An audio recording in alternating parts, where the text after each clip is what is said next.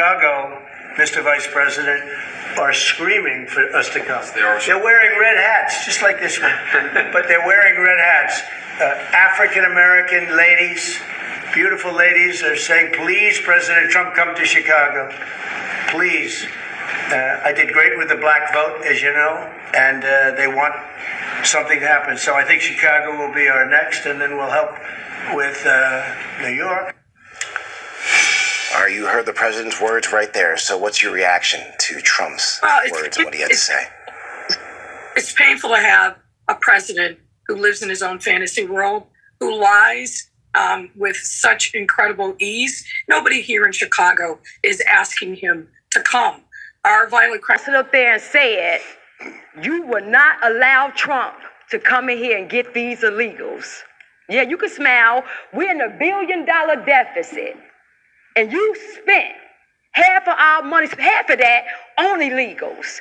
You campaign and double down that you would not raise property taxes. I won't raise your property taxes. You wanted to raise our taxes $300 million. They shut it down. Now we back here for $150 million. Okay. See, this is what we asking now. Since you want to crash out, some of y'all say y'all willing to go to jail for it. Trump, Tom Homan, make an example out this Negro right here first. Please come here first, because you know what? We're going to help you. We want to forensic. Ma'am, I would ask that you keep your, hold on a second, stop her time. Just a second. Stop her time. Ma'am, I would ask that you, if you want to continue speaking, you have to make sure that your language is appropriate, okay? All right. We got Alex. Okay, you can begin her time again. You're going to spend our tax dollars to go, Michael Rodriguez, you said to take Trump to court to protect these illegals. That's cool, because we about to make all of y'all aldermen famous. Y'all think this is how it's going to ride? I think not. All right. We got Alex. Okay, you can begin her time again.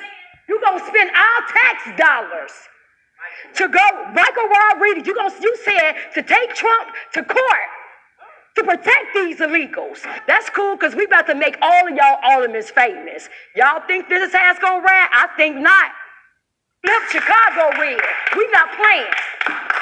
This was going to happen to you. You got Cash Patel and Pam Bundy that you're going to have to deal with sooner than later. Then it's going to be an audit. Next, it's going to be an investigation. Then it's going to be an indictment. Conviction. That's what's going to happen to you. Mr. Brandon Johnson, I'm up here. I am speaking right now, so I would love your undivided attention, please. I'll wait. So this just proves to you the lack of leadership that you show in this city. You can't even give me straight eye contact. Now, I'm going to let you know now, the people of Chicago, we're done with you. It is insane how we have been voting Democrat for over 60 plus years, and we've never seen a change from people like you, Lori Lightfoot, Robbie Manuel. It is insane. Chicago was 37% red. In 2020, it was only 15%. So we're waking up. So you can pretend that this isn't happening, but I know for a fact that you will not have that seat the next election. You so strong about protecting those aliens, but you won't do nothing for the U.S. citizens. I got a great way how we can what we can do with this budget. First, let's start with cutting off illegals, getting free everything. Free housing, free schooling, free food. Yeah, let's start with that. That'll save us a lot of money. What, $600 million? Let's start there. Then let's start with your salary. You are going down in history as the worst mayor in America. Let's start with cutting yours. You making too much money. Let's start there. You Democrats, and you remember you told us to defund the police? Remember, you ran on that. Remember, you was to defund the police? Let's start with that. Let's defund the police detail that you have. Peace. Let's start with that. Let's defund the police detail that you have. And let's put the police back in our neighborhood because we're not for defunding the police. Won't you just practice what you preach? Remove all the details. We saw you coming in today. You had all the police presence. So let's take some of that away.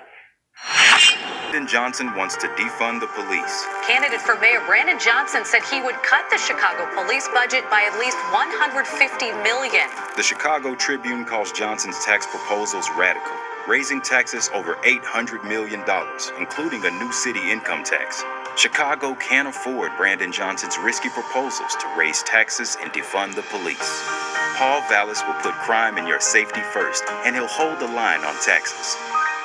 President of the United States, the former president of the United States, President Barack Obama, took it one step further as well, and basically said that the effort of the defund police movement lost an audience because of that that slogan, I guess is what he's calling it, which I don't look at it as a slogan. It's an actual real political goal.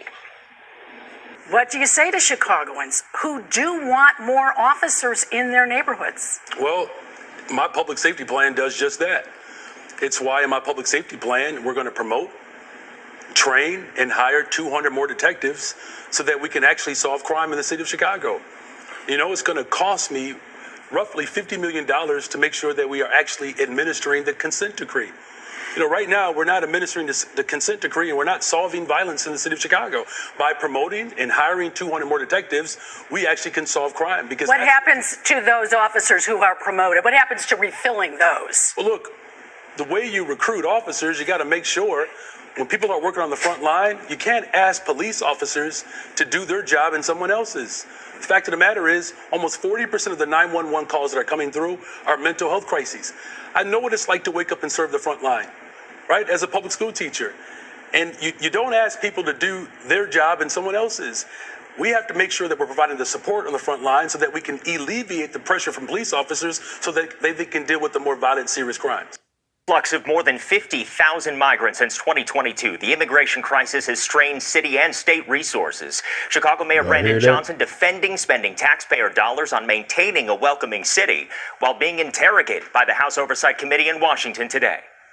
Tens of thousands of people transformed into political pawns, bussed and flown from Texas to Chicago over the course of the last 3 years. A city and state left to pick up the pieces and spending hundreds of millions of dollars in the process on the migrant crisis. On Capitol Hill, Mayor Johnson defending that spending. You're the mayor of Chicago. Do you think that your residents or the residents of your state should be paying for that more than they should be paying for their own needs? Their own roads, their own public safety. The people of Chicago elected me as the 57th mayor of the city of Chicago, and we serve all the residents of the city of Chicago. But that service comes with a cost. According to data obtained by the ABC 7i team, since September of 2022, the city has paid out $638.7 million in vendor contracts for new arrivals. Mayor Johnson, in the last 4 years, how much has Chicago spent on care for illegal aliens? So since 2022, since the governor of Texas was shipping individuals to cities across this country, the city's budget, sanctuary cities, roughly 1% of the city's budget over the course of 4 years. That 1% comes out to about $625 million over the past 4 years. But according to those vendor payments, the real numbers are even higher. It also does not include the cost of migrants traveling out of state. The ABC 7i team uncovering last year nearly $850,000 taxpayer dollars spent on moving migrants out of Chicago by January of 2024. Johnson facing the ire of Illinois Republican Darren LaHood. You've spent $300 million of taxpayer money on illegal immigrants. You're putting the interest of illegal immigrants above the interest of taxpayers in Chicago. And forced to justify covering the exorbitant costs. In accordance with the Welcoming City Ordinance, our sister agencies or city departments, we do not seek the status of any individual that is seeking service. Right now, according to the City of Chicago data obtained by the I-Team, there are no migrants awaiting placement and almost 2,500 in city shelters out of the more than 51,000 that arrived since 2022. And Westside homeowners are angry. They believe the city has overextended itself and should be putting the tens of millions of dollars earmarked for migrants into Chicago's most vulnerable neighborhoods. But the South Side has been under-resourced, underfunded for years, for decades. We have schools that need to be reopened. We have buildings that are abandoned that need to be business operated. The group says the city has abandoned its Invest Southwest initiative, a Lightfoot-era program that was dedicated to reversing decades of disinvestment on Chicago's South and West Sides, promising to align more than $2.2 billion through public and private funding. We are taxpayers, we're property owners. Our money should go towards fixing our communities. The city has received more than 15,000 migrants since August 2022. We have no more room. Y'all are embarrassing Chicago as a whole. According to analysis by the ABC7 data team, there are more than 20 active migrant shelters across the city, 7 located on the South and West Sides. Whether it's one shelter or whether it's 10 shelters, we're saying the facilities that are there for us, the money needs to be put into those facilities for us. In a statement from the mayor's office about the group's concerns and the status of Invest Southwest, a spokesperson says in part, quote, "We are committed to continued investment for all residents, but especially communities on the South and West Sides that have long experienced disinvestment. We are the city of Chicago, and our shoulders are big enough to support both new arrivals and those who have long called this city home."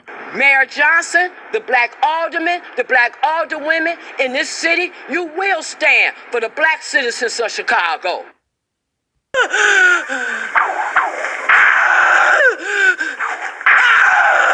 James.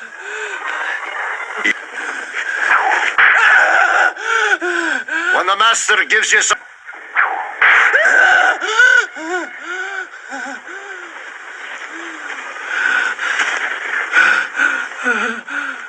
I want to hear you say... Lord God, help that boy. They're gonna whip him dead. What's your name? Say it. Toby. Who are you? Say your name. Brandon Johnson.